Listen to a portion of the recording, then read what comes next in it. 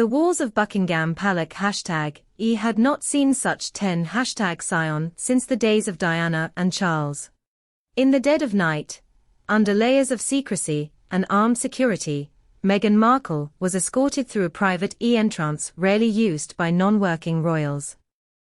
Her unexpected appearance at the palace raised immediate alarms, not just within royal protocol, but in the heart of the monarchy itself.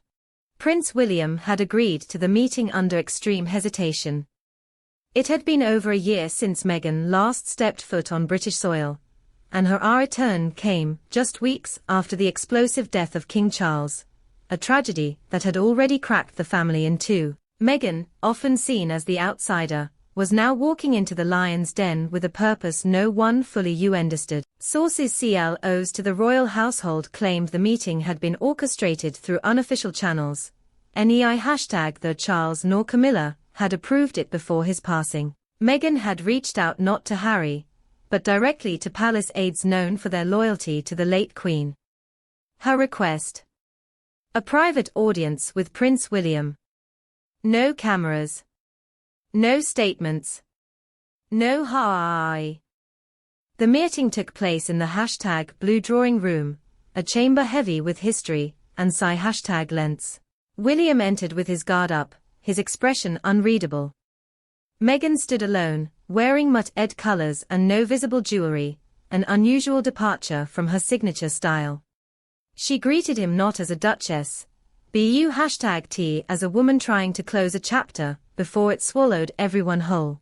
For nearly an #hour, no one knows exactly what was said. But what leaked afterward would send shockwaves through the royal landscape. Insiders confirmed that Meghan had come to deliver a personal message, one she claimed Harry was too broken to express himself. According to those briefed after the meeting, she admitted that recent events had escalated beyond control. The feud, the interviews, the public accusations, it had taken a toll not just on the institution, but on Harry's mental stability. She pleaded for William's understanding for his sake of their late father and their children. But William did not bend. According to palace staff, the future king listened silently, then placed a small folder on the table in front of her.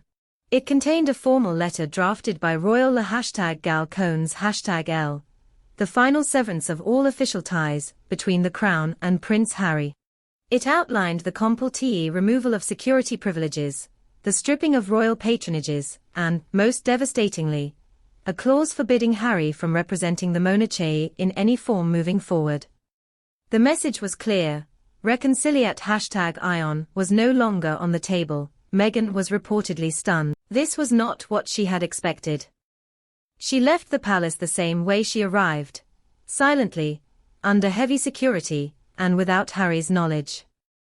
He would learn about the meeting on #Y hours later, through a discreet phone call from a trusted staff member, who had served the family since his childhood. The fallout was immediate.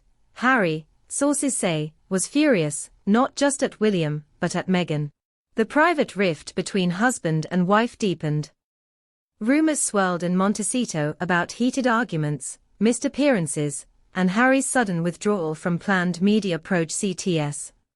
For the first time, even Meghan's closest PR strategists were at a loss. Back in London, William stood firm. In a private briefing with senior advisors, he declared that the monarchy would move forward without external interference, and that any future legacy would be built on duty, not scandal. Queen Camilla, though grieving, supported the move. So did Princess Anne and even Prince Edward. The message from the inner circle was unanimous: Harry had crossed too many lines, and Meghan's attempt at private diplomacy had arrived too late. For many, the drama confirmed what royal watchers had long suspected, that King Charles's death had not just ended a reign, but marked the death of any hope for family unity. As the world continues to speculate on Harry and Meghan's next move, one thing is #retain. Whatever bond once tied the royal brothers together has been severed at the roots, not by public scandal, not by media noise, but by a private meeting in the heart of the palace,